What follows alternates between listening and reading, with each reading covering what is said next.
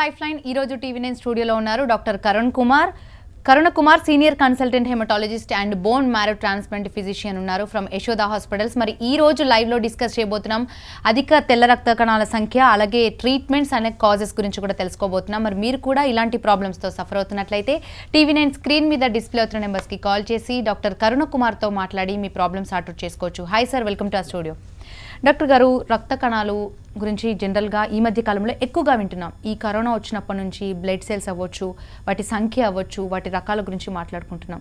దీని గురించి మాట్లాడుకోవాల్సిన అవసరం ఎంతవరకు ఉందంటారు? బ్లడ్ డిజార్డర్స్ అనేవి సాధారణమైన సమస్య అండి.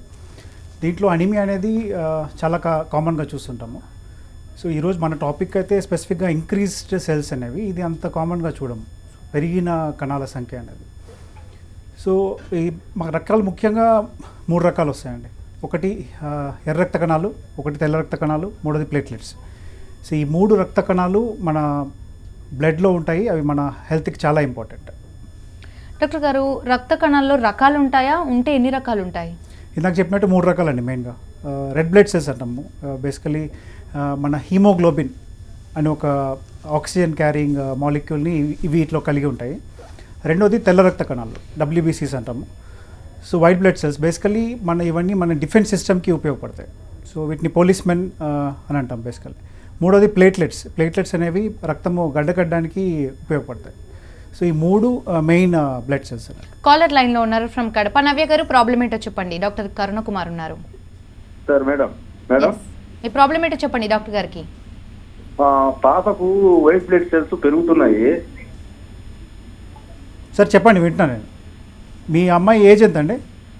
మా అమ్మాయి age 20 years sir. 20 years, okay. ఇది ఇంతకుముందు పోస్ట్ కోవిడ్ అమ్మా. అక్టోబర్లో కోవిడ్ వచ్చింది. Okay. 20 years sir. 20 years, okay. కణాలు ఎంత అంటే వైట్ సెల్స్ అండి, ప్లేట్లెట్స్? వైట్ బ్లడ్ సెల్స్ పెరుగుతున్నాయి సార్. ఎంత ఉన్నాయండి? 17,000 ఉన్నాయి సార్. సో ఫస్ట్లో డయాగ్నోసిస్ అప్పటికి ఇప్పటికి ఇంకా పెరుగుతుందా? అంచుమించు అంతే ఉందండి.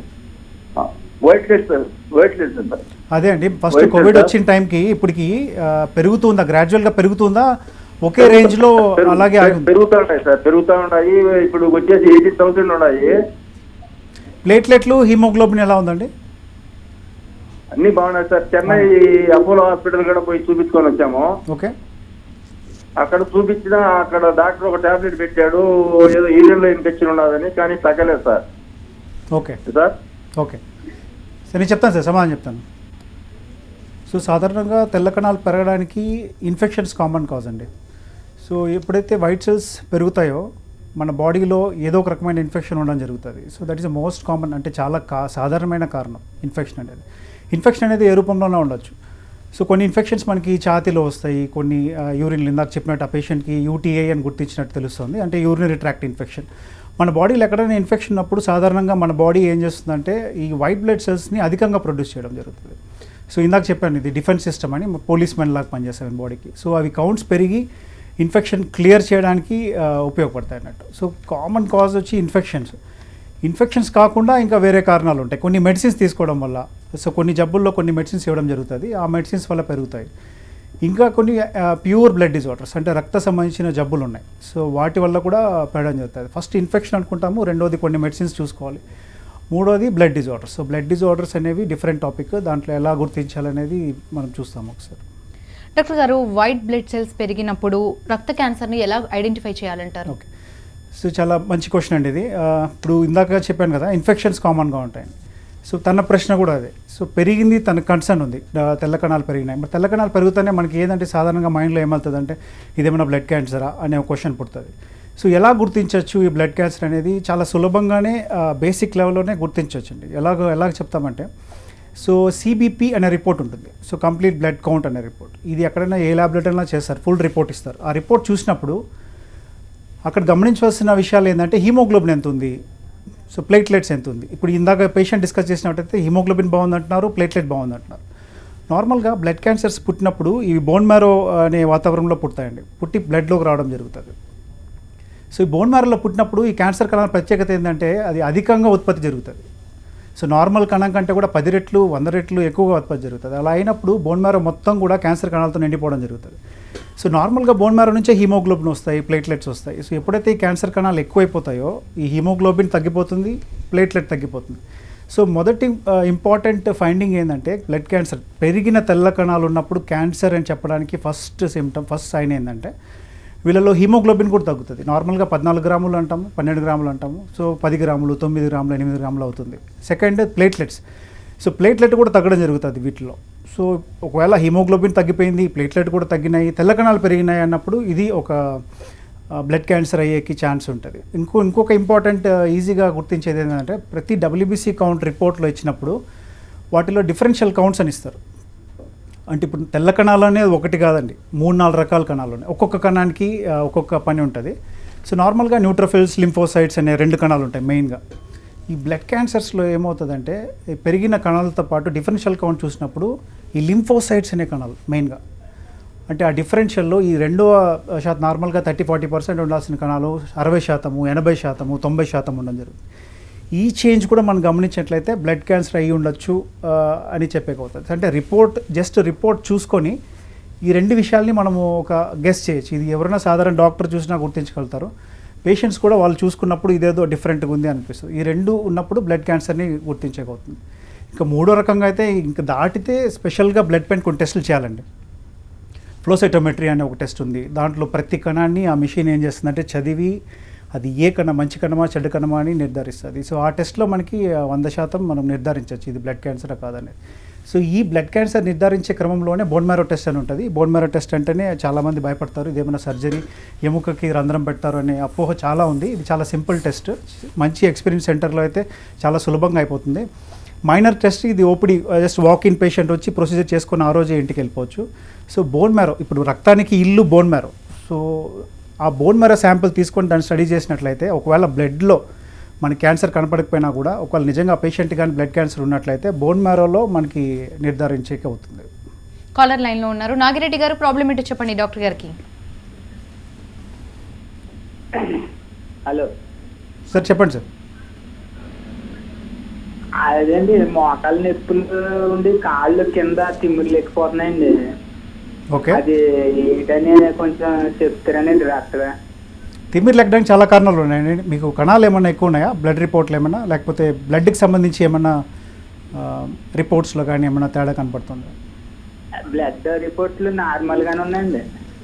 సో తిమ్మిరి లెక్కడానికి చాలా కారణాలు ఉన్నాయండి. బ్లడ్లోనే ఉండాల్సిన అవసరం లేదు. మీరు నియర్ బై ఫిజిషియన్ని కలవండి, వాళ్ళు మీకు కరెక్ట్గా నిర్ధారిస్తారు. సరే అండి. డాక్టర్ గారు, WBC గురించి మాట్లాడుతున్నారు. మరి హై WBCకి ఎలాంటి ట్రీట్మెంట్స్ ఉన్నాయి? ఓకే, సో ఇప్పుడు కణాల్లో 2 జరగచ్చండి. జబ్బు ఉన్నప్పుడు కణాలు పెరిగిపోవచ్చు, 2 తగ్గిపోవచ్చు. సో 2 రకాల బ్లడ్ డిజార్డర్స్ ఉన్నాయి. ఇప్పుడు WBC తెల్ల కణాలు అని చెప్తాం, ఇందాక ఇన్ఫెక్షన్స్ గురించి మాట్లాడుతున్నాం. సో పెరిగినప్పుడు నార్మల్గా ఇందాక ఇన్ఫెక్షన్స్, సెకండ్ బ్లడ్ క్యాన్సర్స్ ఉంటాయి. ఈ బ్లడ్ క్యాన్సర్స్లో కూడా చాలా రకాలు ఉన్నాయండి. సో బ్లడ్ క్యాన్సర్ అంటేనే మనకి ఇదేదో ప్రాణాంతకమైన జబ్బు అని భయపడాల్సిన అవసరం లేదు. సో దీంట్లో బ్లడ్ క్యాన్సర్లో రకాలు చూసినట్లయితే అక్యూట్ లుకీమియాస్ ఉన్నాయి, క్రానిక్ లుకీమియాస్ ఉన్నాయి. అక్యూట్ లుకీమియాస్ అంటే ఇవి కొద్దిగా డేంజరస్ లుకీమియాస్, చాలా తక్కువ టైంలో బయటపడతాయి. సో వీళ్ళల్లో మెయిన్గా సిమ్టమ్స్ ఏముంటాయంటే తెల్ల కణాలు తగ్గిపోవడం వల్ల, మెయిన్ తెల్ల కణాలు తగ్గినప్పుడు ఇన్ఫెక్షన్స్ ఎక్కువ వస్తాయండి. మేబీ ఫీవర్ ఉంటుంది, లేదైనా బాడీలో ఏదైనా ఇన్ఫెక్షన్ ఉంటుంది. హీమోగ్లోబిన్ తగ్గిపోవడం వల్ల నీరసము, ఆయాసము ఇవన్నీ వస్తాయి. ప్లేటెట్స్ తగ్గిపోవడం వల్ల బ్లీడింగ్ అవుతుంది అన్నట్టు. సో అక్యూట్ లుకీమియాస్లో మెయిన్గా ఈ 3 సిమ్టమ్స్ సంబంధించిన సిమ్టమ్స్ ఉంటాయి. ఏదైనా వీక్నెస్ కానీ టైర్డ్నెస్ ఉంటుంది, లేదంటే బ్లీడింగ్ సిమ్టమ్స్ అంటే ఎర్ర మచ్చలు ఒళ్ళంతా రావడం, లేదంటే నోస్ బ్లీడింగ్, గమ్ బ్లీడింగ్ అవ్వడము, ఇంటర్నల్ బ్లీడింగ్ అవ్వడం, ఇటువంటివి ఉంటాయి. సో ఇన్ఫెక్షన్స్ అనేవి ఇంకా నిమోనియా, దగ్గు కానీ, లూజ్ మోషన్స్ కానీ, కడుపు నొప్పి కానీ. సో కేవలం ఇన్ఫెక్షన్ ఉంది లుకీమియా అనే అపోహ, అది అట్లా అనుకోవద్దండి. కాంబినేషన్ ఆఫ్ సిమ్టమ్స్ చాలా ఇంపార్టెంట్. సో సిమ్టమ్స్ బట్టి లుకీమియా ఎవరు చెప్పలేరు. ఎప్పుడైనా కానీ సిమ్టమ్స్ ఉన్నప్పుడు బ్లడ్ టెస్ట్ చేసుకోవాలి. కణాల్లో బాగా వ్యత్యాసం వచ్చింది, ఎక్కువ కణాలు ఉన్నాయి, తర్వాత నిర్ధారించినాకే బ్లడ్ క్యాన్సర్ అనుకోవాలి. సో అక్యూట్ లుకీమియాస్ అనేవి కొద్దిగా డేంజరస్ టైప్, తొందరగా బయటపడతాయి. త్వరగా పేషెంట్ని టైంకి హాస్పిటల్ రాకపోతే త్వరగా ప్రాణాంతకమయ్యే ఛాన్స్ ఉంటుంది. ఇంకా క్రానిక్ లుకీమియాస్ అని ఉంటాయి. క్రానిక్ లుకీమియాస్ అనేవి యాక్చువల్లీ CML అనే జబ్బు ఒకటి ఉంది, CLL అనే ఒక జబ్బు ఉంది. ఈ జబ్బు చాలా కాలం పేషెంట్తోనే ఉంటాయి, కానీ పేషెంట్కి ఉన్నట్టు కూడా తెలియదు. ఏదో ఇప్పుడు రీసెంట్గా హెల్త్ చెకప్స్ ఎక్కువ అయినాయి, హెల్త్ అవేర్నెస్ అనేది ఎక్కువైంది. సో ఎక్కువ మంది బ్లడ్ టెస్టులు చేసుకుంటున్నారు. సో వీళ్ళల్లో ఏదో చెకప్ చేసుకున్నప్పుడే బయటపడతాయి. సో వీళ్ళు బ్లడ్ టెస్ట్ చేసినప్పుడు కణాలు ఎక్కువ ఉంటాయి, 40,000, 50,000, లక్ష ఇటువంటి కణాలు ఉంటాయి, కానీ వాళ్ళకి ఎటువంటి సిమ్టమ్స్ ఉండవు. సో ఇవి క్రానిక్ లుకీమియాస్. సో వీటిల్లో సిఎంఎల్ అనేది యాక్చువల్గా ఇంత ఒక 1990, 2000 టైంలో కొద్దిగా ప్రాణాంతకంగా ఉండేది, కానీ ఇప్పుడు సింపుల్ ట్యాబ్లెట్స్తో ఆల్మోస్ట్ చాలా చక్కగా క్యూర్ అవుతుంది. ఇంకోటి సిఎల్ఎల్ అనే జబ్బు క్రానిక్ లింఫాయిడ్ ల్యూకేమియా అనే ఇంకో టైప్ ఉంది. ఈ జబ్బులో అయితే పేషెంట్కి సిమ్టమ్స్ ఏం లేదు, పేషెంట్ మంచిగా ఉన్నాడు, ఈవెన్ లక్ష కణాలు ఉన్నా కూడా సో వీళ్ళు ట్రీట్మెంట్ చేయం, జస్ట్ అబ్జర్వ్ చేసి వెయిట్ చూస్తాం అన్నట్టు. సో మెయిన్గా చాలా టైప్స్ ఉంటాయి, టైప్స్ బట్టి సిమ్టమ్స్ ఉంటాయి. ఇప్పుడు ఒక బ్రేక్ తీసుకుని డాక్టర్ గారు, ప్లేట్లెట్స్ ఇంక్రీజ్ అయినప్పుడు దాని కౌంట్ అండ్ దాని సిమ్టమ్స్ ఏ విధంగా ఉంటాయి? సో ఇందాక డిస్కస్ చేసినట్టు కణాలు పెరగడం అనేది ఈ ప్లేట్లెట్స్ కూడా పెరగచ్చండి. ప్లేట్లెట్స్ పెరిగినప్పుడు కొద్దిగా ప్రత్యేకమైన జబ్బు ఇది. ప్లేట్లెట్స్ పెరిగినప్పుడు అగైన్ ఇన్ఫెక్షన్స్ చాలా కామన్ కాజ్. కొన్ని సర్జరీస్ చేసుకున్నప్పుడు బాడీలో కొద్దిగా ఇన్ఫెక్షన్ ఉన్నప్పుడు కామన్గా ప్లేట్లెట్స్ పెరుగుతాయి. పెరిగినా కూడా వీళ్ళని నార్మల్గా మన ప్లేట్లెట్ సంఖ్య 150,000 నుండి 4 లక్షల వరకు చూస్తాం. సో ఈ ఇన్ఫెక్షన్ ఉన్నప్పుడు, ఏదైనా సర్జరీ అయినప్పుడు, బాడీ ఏదైనా స్ట్రెస్లో ఉన్నప్పుడు ఏమవుతుందంటే ప్లేట్లెట్స్ పెరగడం జరుగుతుంది. వీళ్ళలో సాధారణ 5 lakhs, 6 lakhs ఇట్లా ఇంతవరకు రావచ్చు అన్నట్టు. కొన్నిసార్లు స్ప్లీనెక్టమీ అనే సర్జరీ ఉంటుంది. స్ప్లీనెక్టమీ సర్జరీ తర్వాత ప్లేట్లెట్స్ కొన్నిసార్లు ఎక్స్ట్రీమ్గా 10 lakhs వరకు వెళ్ళచ్చు. సో ఇవన్నీ ఏంటంటే నాన్ క్యాన్సరస్, బ్లడ్ డిజార్డర్కి సంబంధం లేని జబ్బులు అన్నట్టు. సో కొన్నిసార్లు చాలా కామన్ ప్రాబ్లమ్ సొసైటీలో iron deficiency anaemia. Iron deficiency అనీమియాలో బాడీలో ఎప్పుడైతే ఐరన్ లెవెల్స్ తగ్గుతాయో మన బాడీ న్యాచురల్గా ఏం చేస్తుందంటే ప్లేట్లెట్స్ని పెంచడం జరుగుతుంది. Complex mechanism. సో వీళ్ళల్లో కూడా ప్లేట్లెట్స్ పెరగడం చూస్తుంటాం. కామన్గా నా దగ్గరకు వచ్చే పేషెంట్స్లో చాలా ప్యానిక్ ఉంటుంది, ప్లేట్లెట్స్ పెరిగిపోయింది డాక్టర్, ప్రమాదం ఉంది అని వస్తుంటారు. సో వీళ్ళలో నేను టెస్ట్ చేసినప్పుడు ఏం తెలుస్తుంది అంటే, ఒకటి ఇన్ఫెక్షన్ ఉంటుంది కామన్గా, రెండోది ఐరన్ డెఫిషియన్సీ ఉండడం జరుగుతుంది. ఈ 2 కేసెస్లో కూడా ఐరన్ని మనం రీప్లేస్ చేసినప్పుడు, ఇన్ఫెక్షన్ ట్రీట్ చేసినప్పుడు ప్లేట్లెట్ నార్మల్ అవ్వడం జరుగుతుంది. సో ఇవి కాకుండా మూడో కారణం అనేది బ్లడ్ డిజార్డర్స్ అండి. ఇది చాలా ఇంపార్టెంట్ రీజన్ అండ్ నెగ్లెక్ట్ చేయకూడదు. దీంట్లో అయితే మైలోప్రొలిఫరేటివ్ నియోప్లాజమ్స్ అనే డిసీజెస్ ఉన్నాయి. సో మైలోప్రొలిఫరేటివ్ అనే వర్డ్ ఏంటంటే, మైలో అంటే బ్లడ్కి సంబంధించిన సెల్స్ అని అర్థం, ప్రొలిఫరేటివ్ అంటే పెరగడం అని అంటాం. సో ఈ డిజార్డర్స్ ఏంటంటే, మన బోన్ మ్యారోలో కణాల సంఖ్య ఎప్పుడు కూడా ఒక నిష్పత్తిలో ఉంటాయి. ఎప్పుడు కూడా ప్రొడక్షన్ అనేది కంట్రోల్గా ఉంటుంది. సో మీరు ఆశ్చర్యపడతారు, రోజుకి లక్షల్లో కణాలు పుట్టడం జరుగుతుంది. లక్షల్లో పుట్టినా కూడా మన కణాల సంఖ్య ఎప్పుడు బ్లడ్ టెస్ట్ చేసినా కానీ ఒకే రేంజ్లో ఉండడం జరుగుతుంది. సో ఎందుకు అంత టైట్ కంట్రోల్ ఉంటుంది? మన బోన్ మ్యారోలో కొన్ని జీన్స్ ఉంటాయి, JAK2 ఇటువంటి కొన్ని జీన్స్ ఉంటాయి. వీటి పని ఏంటంటే రక్త కణాలు ఎక్కువైపోకుండా తక్కువైపోకుండా ఒక లెవెల్లో పెట్టే పని అన్నట్టు. సో ఈ MPN అనే డిజార్డర్స్లో ఏమవుతుందంటే, ఈ జీన్స్, పలానా జీన్స్ ఏవైతే కంట్రోల్ చేస్తాయో ఆ జీన్స్లో మిస్టేక్ వస్తుంది. ఆ మిస్టేక్ వచ్చినప్పుడు వెంటనే ఆ కంట్రోల్ వెళ్ళిపోయి ప్రొడక్షన్ ఎక్కువైపోవడం జరుగుతుంది. సో ఈ డిజార్డర్స్లో కొన్ని రకాలు ఉన్నాయి, 3-4 రకాలు ఉన్నాయి. కొన్నిట్లో ప్లేట్లెట్స్ పెరిగిపోతాయి, సో కొన్నిట్లో WBC పెరిగిపోతుంది, కొన్నిట్లో హిమోగ్లోబిన్ పెరిగిపోతుంది. సో 3 కలిసి రావచ్చు, లేదంటే ఒక్కొక్కటి సపరేట్గా పెరిగి రావచ్చు అన్నట్టు. సో ఈ ప్లేట్లెట్స్ వీళ్ళల్లో కొన్నిసార్లు 10 లక్షలు, 15 లక్షలు. సో రీసెంట్గా నా పేషెంట్స్లో ఒకరిలో 30 లక్షల వరకు నేను ప్లేట్లెట్ చూసాను అన్నట్టు. సో ఏమవుతుంది ప్లేట్లెట్ కౌంట్ ఇంత పెరిగినప్పుడు? సో నార్మల్గా మన బ్లడ్ ఎప్పుడు కూడా ఒక సాంద్రత ఉంటుంది, అన్ని నిష్పత్తిలో ఉంటాయి, కణాలు, లిక్విడ్ ఇవన్నీ ఒక నిష్పత్తిలో ఉంటాయి అన్నట్టు. ఎప్పుడైతే సెల్స్ అయితే పెరిగిపోతాయో ఆ రేషియో దెబ్బతింటుంది. సో బ్లడ్ ఏమవుతుంది, చిక్కగా అయిపోవడం జరుగుతుంది. చిక్కగా అయినప్పుడు ఏదైనా చిక్కని లిక్విడ్ స్లోగా ప్రవహిస్తుంది కదా మన బ్లడ్లో. సో ఎప్పుడైతే స్లోగా బ్లడ్ ప్రవహిస్తుందో అప్పుడు బ్లడ్ క్లాట్స్ అవుతాయి. సో ఏమన్నా డేంజర్ ఉంది ప్లేట్లెట్స్ పెరగడం వల్ల అంటే బ్లడ్ క్లాట్స్. ఈ బ్లడ్ క్లాట్స్ అనేవి కొన్నిసార్లు కాళ్ళల్లో వస్తాయి, కొన్నిసార్లు బ్రెయిన్లో వస్తాయి, కొన్నిసార్లు హార్ట్లో వస్తాయి, కొన్నిసార్లు అబ్డమెన్ లోపల. సో బ్లడ్ క్లాట్స్, థ్రాంబోసిస్ అంటాము. సో ఇది చాలా పెద్ద డేంజర్ ఈ ప్లేట్లెట్స్ పెరిగినప్పుడు అన్నట్టు. ఇది ఎస్పెషల్లీ MPN మైలోప్రొలిఫరేటివ్ నియోప్లాజమ్స్తో వస్తాయి అన్నట్టు. కాలర్ లైన్లో ఉన్నారు డాక్టర్ గారు, కాల్ తీసుకుందాం. పండరి గారు, ప్రాబ్లం ఏంటో చెప్పండి. సార్ మేడం నమస్కారం. మేడం డాక్టర్ గారు నమస్కారం. మేడం డాక్టర్ గారు, నాకు ఒక 28కు హెమోగ్లోబిన్ CBP చెక్ చేసిన సార్ నేను, అది 20 బ్లడ్ ఎక్కువ వచ్చింది. అయితే మళ్ళీ నిన్న చెప్పిస్తే 21 వచ్చింది, బ్లడ్ ఎక్కువ వస్తుంది హెమోగ్లోబిన్. సో 20 grams ఉంది యావరేజ్గా మీకు. మీ ఏజ్ ఎంత? బ్లడ్ కట్ అయింది అని చెప్పారు.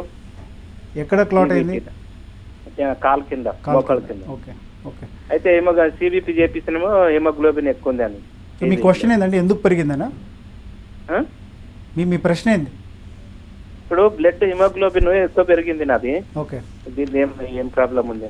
నేను రిపోర్ట్ తీసుకొని వచ్చినా ఇంకా నేను డాక్టర్ గారిని కలిగింది. కొన్ని క్వశ్చన్స్ ఉంటాయండి దీంట్లో. ఫస్ట్ కామన్గా ఏమవుతామంటే, స్మోకింగ్ చేస్తారా మీరు?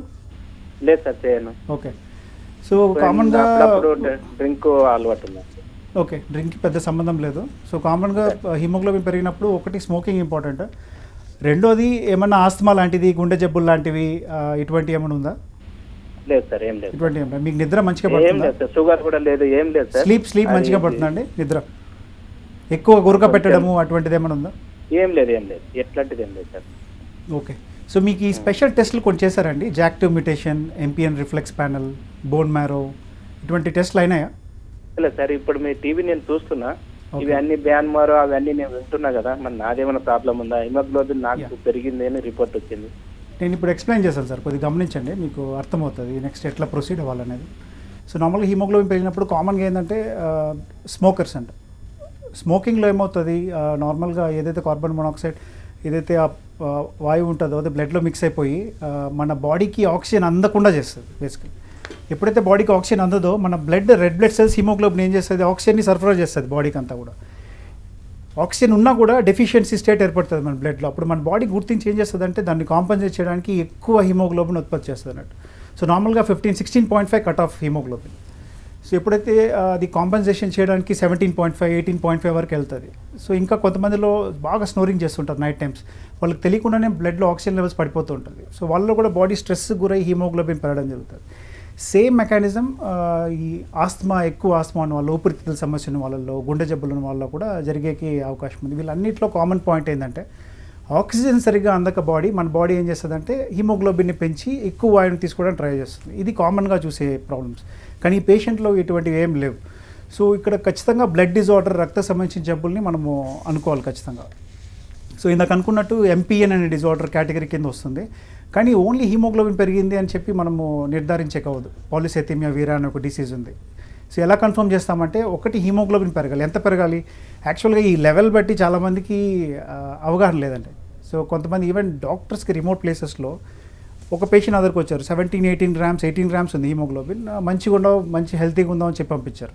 సో యాక్చువల్లీ అది రాంగ్ ఒపీనియన్ అది. సో నార్మల్గా 16.5 is the latest cut off. 16.5 కంటే ఎక్కువ ఉన్నప్పుడు డెఫినెట్లీ సంథింగ్ అబ్నార్మల్. 17 గ్రామ్స్ వరకు అలౌడ్ హిమోగ్లోబిన్, బట్ 18, 19 ఈ పేషెంట్కి అయితే 20, 21 ఉంది, which is not normal. So ఇలా ఉన్నప్పుడు ఒకటి ఈ సిమ్టమ్స్ ఏమీ లేవు, స్మోక్ చేయరు, స్నోరింగ్ ప్రాబ్లం లేదు, ఊపిరితిత్తుల సమస్య లేదు, హార్ట్ డిసీజ్ లేదు అన్నప్పుడు బ్లడ్ డిజార్డర్ కన్ఫర్మ్ చేసుకోవాలి. ఏ టెస్ట్లు చేస్తాము? ఒకటి ఒక సింపుల్ బ్లడ్ టెస్ట్ ఉంది, కొద్ది కాస్ట్లీ, ఎంపిఎన్ రిఫ్లెక్స్ ప్యానల్ అంటాం. ఇందాక నేను చెప్పాను కదండి, కొన్ని జీన్స్ కంట్రోల్ చేస్తాయి. ఆ జీన్స్లో ఇంబ్యాలెన్స్, మ్యూటేషన్, మిస్టేక్ వల్ల ఈ ప్రాబ్లం వస్తుందని దానికి సంబంధించిన స్పెసిఫిక్ టెస్టింగ్ ఉంది. అది ఒకటి హెల్ప్ అవుతుంది. సెకండ్, ఎరిథ్రోపాయిటిన్ హార్మోన్, ఏదైతే రక్తానికి ఉత్పత్తి అవసరమయ్యే హార్మోన్ ఉంటుందో ఆ టెస్ట్ ఒకటి. మూడోది bone marrow test. Bone marrow test కావాల్సి వెయిట్ చేసి చేసుకోవచ్చు. ఫస్ట్ 2 టెస్టులు చేసుకున్నట్లయితే ఒక ఐడియా వస్తుంది. సో ఈ బ్లడ్ టెస్ట్ నిర్ధారించిన తర్వాత వీళ్ళలో మెయిన్గా చేయాల్సింది ఏంటంటే హిమోగ్లోబిన్ లెవెల్ని 15 గ్రాముల్లో పెట్టుకోవాలి. సో 15 గ్రామ్స్ కంటే లోపల పెట్టుకోవాలి. సో ఎందుకు ఈ బ్లడ్ పెరగడం వల్ల ప్రాబ్లం ఏంటంటే ఇందాక చెప్పారు అతనికి బ్లడ్ క్లాట్ ఫామ్ అయిందని. సో కాళ్ళల్లో ఓకే, కొన్నిసార్లు బ్రెయిన్లో వస్తుంది, కొన్నిసార్లు హార్ట్లో వస్తుంది, that's a more dangerous. So వీళ్ళలో ట్రీట్మెంట్ ఏముంటుందంటే మెయిన్గా ఫ్రీక్వెంట్గా ఇనీషియల్గా బ్లడ్ డొనేట్ చేయాలి.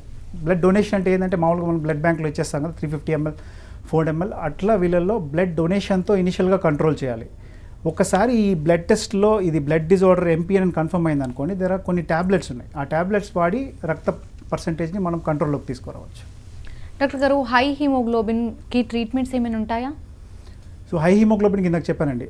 ఇప్పుడు ఫస్ట్ ఏంటంటే బ్లడ్ లెట్టింగ్, ఫ్లెబాటమీ అంటాము. దగ్గర 350 ml, 4 ml పేషెంట్ వెయిట్ బట్టి బ్లడ్ తీయడం జరుగుతుంది. ఇప్పుడు దీంట్లో కొంతమందికి 22 గ్రామ్స్, 23 గ్రామ్స్, లాస్ట్ నా పేషెంట్ 25 గ్రామ్స్ చూసాను. సో ఈ పేషెంట్లో ఏంటంటే రిస్క్ చాలా ఎక్కువ, బ్లడ్ క్లాటింగ్ రిస్క్. ఆల్మోస్ట్ వీళ్ళలో రోజు బ్లడ్ తీయాల్సి వచ్చింది. 350 ml మనం మామూలుగా బ్లడ్ డొనేట్ చేస్తే 3 నెలలకు ఒకసారి ఇస్తాం. సో కానీ ఈ పేషెంట్స్లో ఏంటంటే ట్రీట్మెంట్ ఎలా ఉంటుందంటే ఇనీషియల్గా ఫస్ట్ కొన్ని రోజుల్లో ఈ ట్రీట్మెంట్ మనం వాడిన మాత్రలు పనిచేసేంత వరకు రెండు రోజులకు ఒకసారి బ్లడ్ డొనేట్ చేయాల్సి వస్తుంది, బ్లడ్ తీయాల్సి వస్తుంది. ఇది ఒకటి బ్లడ్ డొనేషన్ ఒకటి. సెకండ్, కొన్ని స్పెసిఫిక్ ట్యాబ్లెట్స్ ఉన్నాయి, హైడ్రాక్సియూరియా అనే ట్యాబ్లెట్స్. ఈ ట్యాబ్లెట్ ఏం చేస్తుందంటే రక్త ప్రొడక్షన్ని కంట్రోల్లో పెట్టే ట్రై చేస్తుంది అన్నట్టు.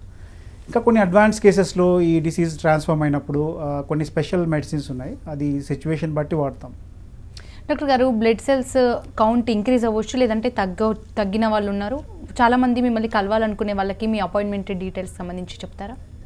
సో నేను యశోదా సికింద్రాబాద్లో ప్రాక్టీస్ చేస్తున్నానండి. I have a clinic also. ఇక్కడ మీకు ఇచ్చిన నంబర్కి కాంటాక్ట్ చేస్తే వివరాలు మీకు దొరుకుతాయి. దెన్ బేస్డ్ ఆన్ దట్ కన్వీనియంట్గా మీరు అపాయింట్మెంట్ తీసుకోవచ్చు. డాక్టర్ గారు, హై బ్లడ్ సెల్స్కి ఎలాంటి ట్రీట్మెంట్స్ ఉన్నాయి, అలాగే ఎంతవరకు డేంజరస్ అనుకోవచ్చు ఇది అధికంగా తెల్ల రక్త కణాలు ఇంక్రీజ్ అవుతాయి? సో అగైన్ కణాలు పెరిగినప్పుడు ఇది బ్లడ్ క్యాన్సరా ఎంపీఎన్నా, ఇందాక నేను చెప్పాను క్రానిక్ క్యాన్సర్స్ అని అక్యూట్ క్యాన్సర్స్ అని. సో ఒకవేళ తెల్ల కణాలు పెరగడానికి కారణము లుకీమియాస్ అయితే, అక్యూట్ లుకీమియా అయితే దీనికి కొద్దిగా ట్రీట్మెంట్ స్ట్రాంగ్గా ఉంటుంది. దీనిలో కీమోథెరపీ అనే వర్డ్ వాడతాము. దీనికి త్వరగా అడ్మిషన్ అవసరము, త్వరగా మేనేజ్మెంట్ చేసుకోవాలి. సో త్వరగా వచ్చినప్పుడు పేషెంట్కు డెఫినెట్గా అవుట్కమ్స్ బాగుంటాయి. ఎందుకు? సో ఈ క్యాన్సర్ ఉన్నప్పుడు ఏమవుతుందంటే వీళ్ళ ఇమ్యూనిటీ పడిపోయి ఉంటుంది. సో పడిపోయినప్పుడు వీళ్ళలో ఇన్ఫెక్షన్స్ ఎక్కువ వస్తాయి.